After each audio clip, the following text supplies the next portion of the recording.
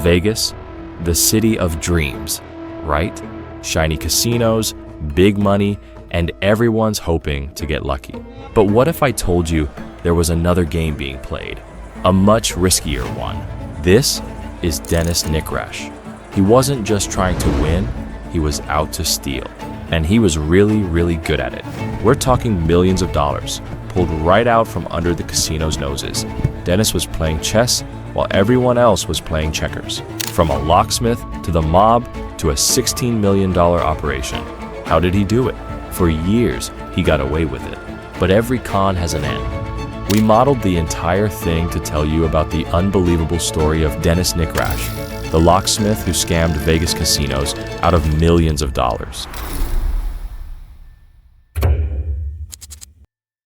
Before the bright lights of Las Vegas, before the millions in stolen cash, there was a young Dennis Nikrasch. Born in Chicago into a middle-class family in 1941, he possessed a remarkable talent, a natural knack for mechanics, and a fascination with how things work, often taking apart and rebuilding devices purely out of curiosity. He was first known under the name Dennis McAndrew, which he later abandoned following his parents' divorce in favor of his mother's name. In his teenage years, Dennis quickly knew he wasn't made for the school system. He dropped out before he even got into high school. He was rather skilled with his hands, so he decided to put them to work. He learned the profession of locksmith, and by his 18th birthday, he became an expert. But with great power comes great responsibility.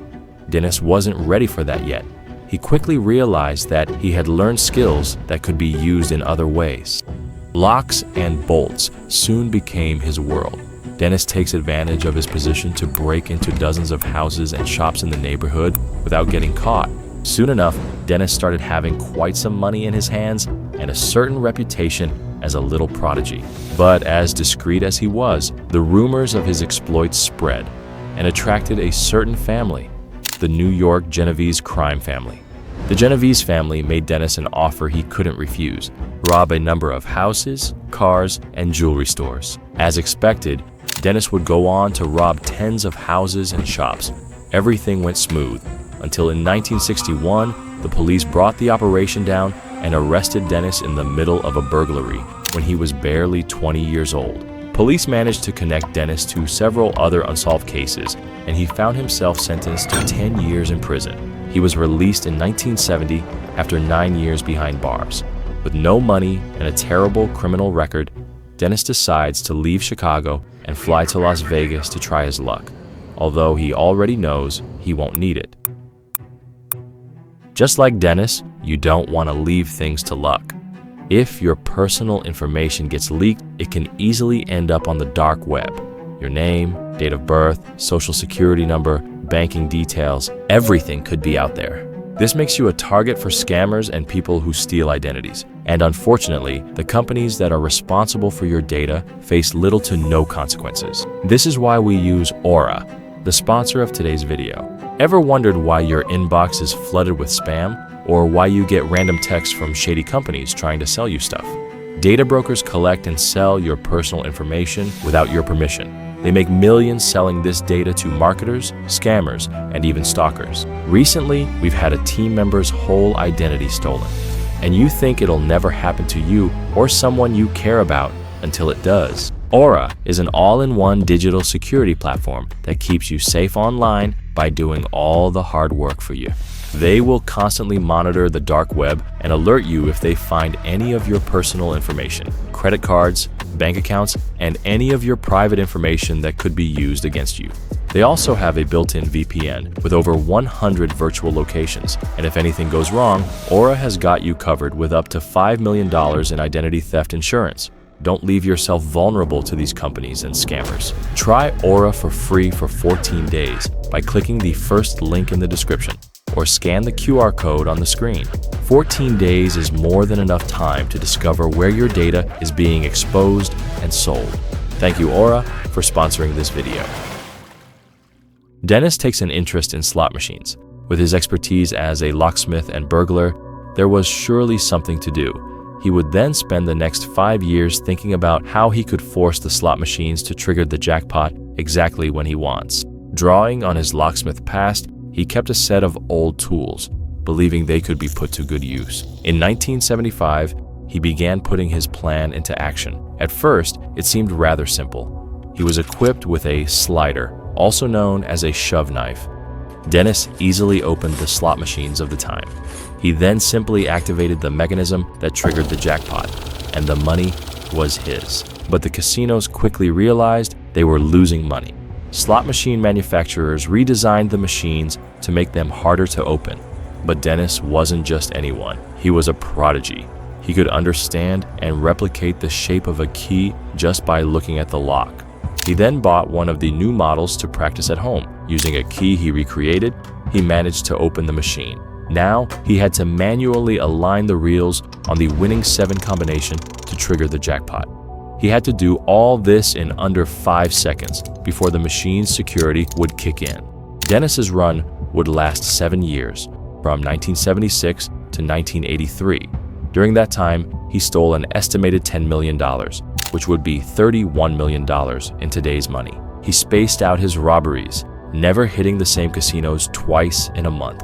He was meticulous, nicknamed the Locksmith Killer. When casinos began inspecting their machines, they couldn't find a trace of his work. But in the mid-80s, a casino group became suspicious of Dennis's behavior. Once they focused their attention on him, he realized the jig was up. Dennis was arrested shortly after and found guilty of robbery. However, he cooperated with the justice system, providing his equipment and revealing his methods, which reduced his sentence from 15 to just 5 years. You might think that's where it ended, but Dennis was never a quitter. Dennis would finish his sentence and go straight back to Vegas. It's 1991. Dennis takes a job in a small local jewelry store. The 9-to-5 life quickly bored him, and he couldn't resist the urge to go on a trip to the casinos. But after all those last years spent in prison, Dennis is shocked by the technological evolution made by casinos. They're now equipped with surveillance cameras, and all those mechanical slot machines and games are now electronic.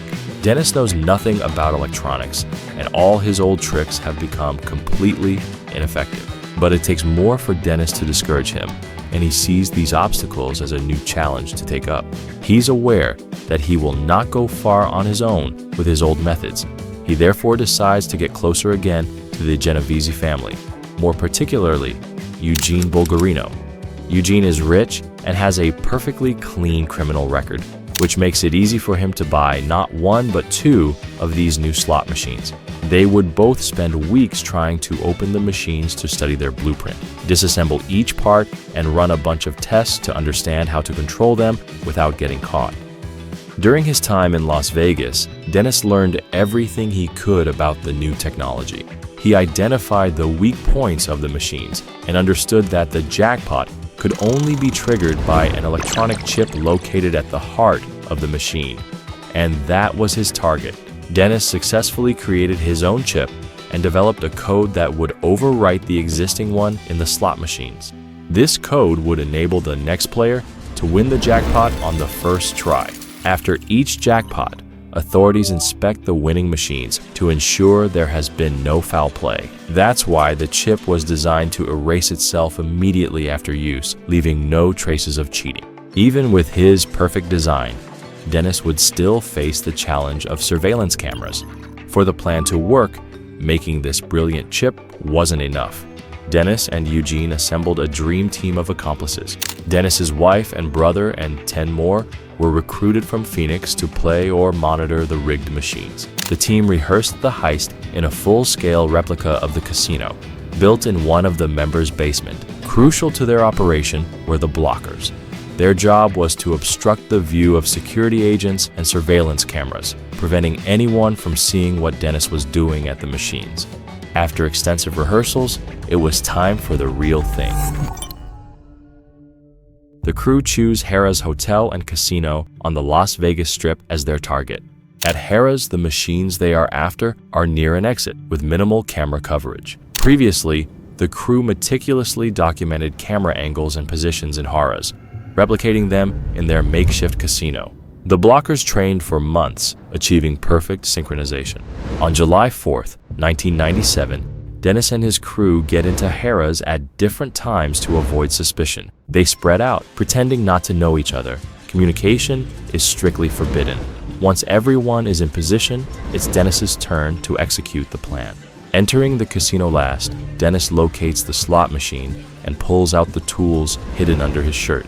He puts the machine in sleep mode, then hacks the chip and inserts the new code into the machine's computer.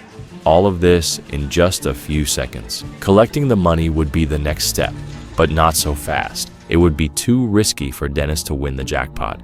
He's known to the police and has a history with tampering with slot machines. To distance himself from the heist, he didn't just hire blockers.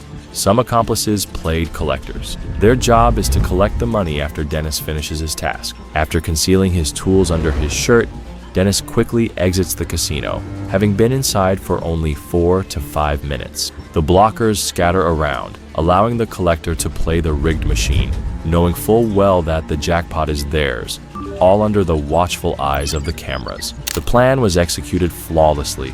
On that first night, the team, led by Dennis, managed to steal $3.7 million, which is $7 million today. Everyone was ecstatic, having pulled off a masterful heist without getting caught or even noticed. However, the celebration would be short-lived for some of the crew members. The distribution of the money wouldn't go as planned. Dennis, the mastermind, who risked it all to hack the machine in a crowded casino, was to receive 70% of the loot. His ex-wife and brother would get 10%, and the remaining 20% would be split among the other team members. The agreement stipulated that the jackpot winnings wouldn't be paid in one lump sum, but rather in monthly installments over the next 20 years. Some of the accomplices found themselves with less than $500 per month. Dennis wasn't one to stop at just one casino. The ease with which they'd pulled off the first heist definitely made his decision easier.